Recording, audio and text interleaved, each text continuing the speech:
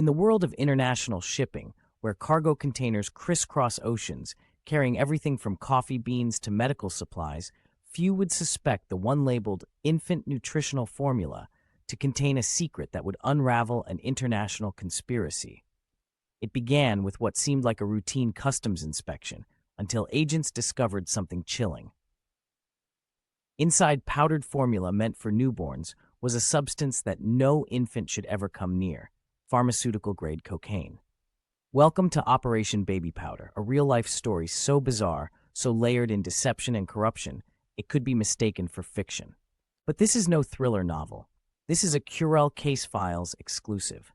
We dive deep into the shadowy underworld where criminals cloak cocaine in innocence, where diplomats exploit their privileges to traffic poison, and where fake orphanages are used to launder money and move narcotics.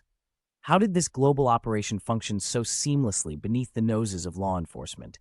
And what did it take to finally expose the web?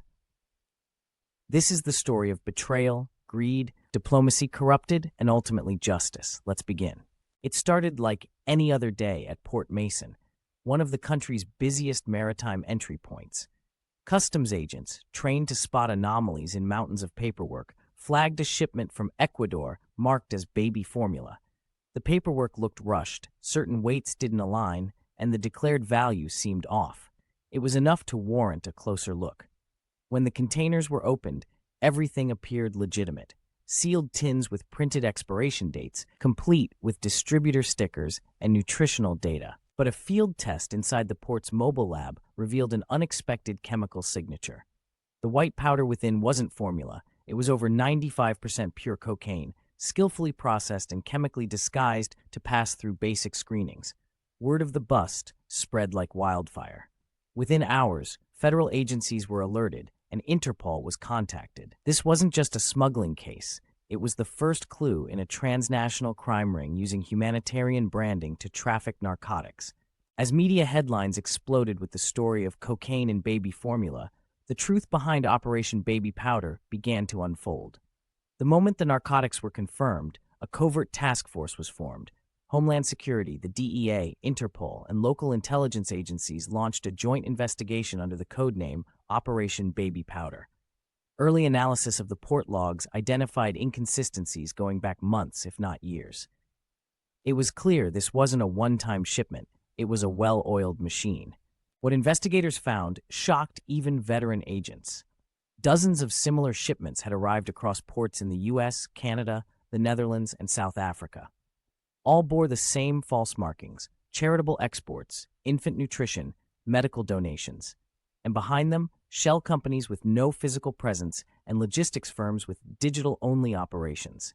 Investigators combed through terabytes of shipping data. A disturbing pattern emerged: anomalous digital fingerprints in manifest files, repeated typographical anomalies, and recurring sender names traced back to ghost organizations in Panama and Sierra Leone.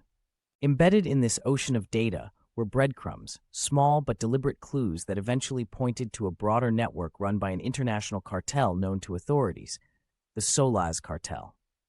This cartel wasn't just trafficking drugs. They were weaponizing compassion, leveraging charities and social causes to operate under the radar.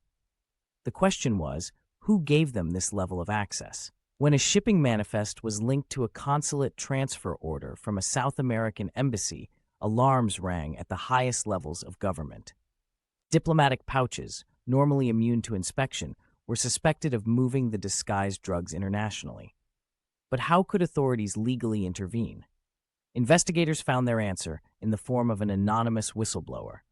A former translator for a diplomatic envoy came forward, revealing coded communications between embassy staff and external logistics contacts. The messages outlined humanitarian packages scheduled for transfer, each accompanied by diplomatic clearances. The Curell Case Files team uncovered that at least 5 diplomatic officers, spread across Latin America and West Africa, were aiding the operation. These were not mules. They were architects, using their immunity as shields for trafficking networks. Diplomatic immunity posed a massive challenge. Arrests couldn't occur without violating international law. The strategy shifted: track, document, and build airtight cases that could not be politically ignored. Quiet diplomatic expulsions occurred, followed by sealed indictments. When the first diplomat was arrested during a layover in Switzerland, outside the protection of his own country, the house of cards began to collapse. With the diplomats compromised, the operation's shipping infrastructure began to crumble. Investigators discovered the heart of the logistics scheme: ghost containers. Ghost containers are phantom shipments. They exist in tracking systems but are physically unregistered. Using cloned IDs and swapped GPS transponders, smugglers made it seem like the containers were in one location, when in fact they were docked, unloaded, and repacked in another. The Solaz cartel had infiltrated small ports in West Africa and the Caribbean, bribing officials and forging digital records. An entire black market industry was uncovered. Rogue maritime programmers, bribed harbor masters, and cybercriminals manipulating port databases. Once unmasked, these ghost containers were traced to multiple cartel shipments, revealing how drugs slipped past even the tightest national security measures. It was a digital shell game played on a global scale, and one mistake in the code had been its undoing. Perhaps the most disturbing revelation was what came next. An orphanage in rural Honduras, featured on charity websites and social media, was found to be a critical hub in the cartel's operation. Promoted as a sanctuary for children affected by political violence, it received international donations and aid. But it was all a lie. The children shown in photos, some were real, some were not, some were missing. What the authorities found inside was horrifying. Hidden storage areas beneath the chapel, secret compartments in medical supply trucks. Even the children's donated toys were found packed with transport-ready drug parcels. This front had laundered millions and trafficked thousands of kilos over 5 years.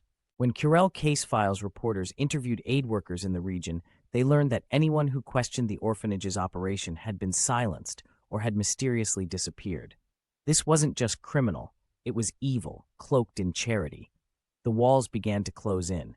Simultaneous raids in Miami, Bogotá, Madrid, and Accra yielded over 120 arrests. Among them were port supervisors, customs agents, shipping magnates, and yes, diplomatic personnel. Sealed indictments revealed a web of bribes, offshore accounts, and internal memos implicating high-level political figures. Interpol confirmed the dismantling of over 40 shell companies. 3 diplomats lost their immunity and were extradited.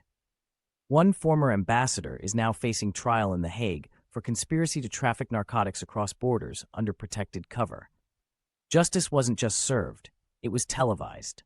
The revelations sent shockwaves through the global community. The United Nations issued a formal statement condemning the abuse of diplomatic systems. Embassies were audited. Thousands of diplomatic shipments were subjected to new scrutiny. Humanitarian organizations scrambled to separate themselves from fraud fronts. Donations plummeted, trust eroded. Investigations opened into other high-profile nonprofits suspected of being used as smuggling pipelines. Meanwhile, governments enacted emergency legislation requiring diplomatic cargo disclosures, and new international shipping regulations were passed to combat ghost container manipulation. Operation Baby Powder had changed the world. In a world governed by rules, it's often the exceptions that criminals exploit. Operation Baby Powder forced nations to reevaluate diplomatic protections, charity verification, and cybersecurity across supply chains. The case exposed a chilling truth. Even the most sacred institutions, diplomacy, humanitarianism, childhood innocence, can be weaponized by the unscrupulous. But it also showcased the power of global cooperation, investigative journalism, and technological forensics in combating modern crime. At Curell Case Files, we believe light must always chase the shadows, and in this story, the shadows ran deep. The truth is out, but the war on global corruption continues. If this investigation shocked you, intrigued you, or left you wanting more, don't just be a viewer. Be a witness. Be informed. Be vigilant. Subscribe to Curell Case Files to follow the world's most chilling, most hidden, and most unbelievable true crime stories. Your support helps us continue shining a light where others fear to look, because in the end, truth doesn't whisper, it roars.